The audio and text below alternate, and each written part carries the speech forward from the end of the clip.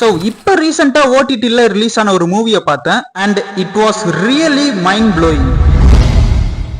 Horror, time loop, alternative time line, mystery, mythology இது எல்லாமே சேர்ந்த படம் தான் சம்பவம் அத்தியாயம் 1.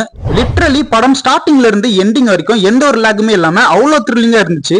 அதுலயும் படத்தோட எண்டிங்ல ஹார்ட் பீட் ரைஸ் ஆகும். ஆக்சுவலி இது டைம் லூப் கான்செப்ட்னால எதுலயாச்சும் ஒரு மிஸ்டேக் நடந்திருந்தா கூட படம் புரியாமலே போயிருக்கும். பட் விஷுவல்ஸ் அண்ட் ஸ்டோரி டெல்லிங்ல அதை பர்ஃபெக்டா கன்வே பண்ணிருந்தாங்க. ஜெனரல் ஆடியன்ஸை பொறுத்த வரைக்கும் ஒரு சிலருக்கு புரியும், ஒரு சிலருக்கு புரியாமலும் போகலாம். நாம இந்த நிறைய டைம் பேஸ்டு பிலிம்ஸ் அண்ட் இந்த டார்க் சீரிஸை 2-3 தடவை ரிப்பீட் மோட்ல பார்த்ததுனால எனக்கு இந்த படம் புரிஞ்சுது. எனிவேஸ் ஓவராலா படத்தை பாத்தீங்கன்னா வேற level and really it was peak. Then இந்த படத்துக்கு நான் கொடுக்குற ரேட்டிங் 5 out of 5 அப்படியே நான் கொடுப்பேன். அந்த லெவலுக்கு ஒரு தரமான படம்.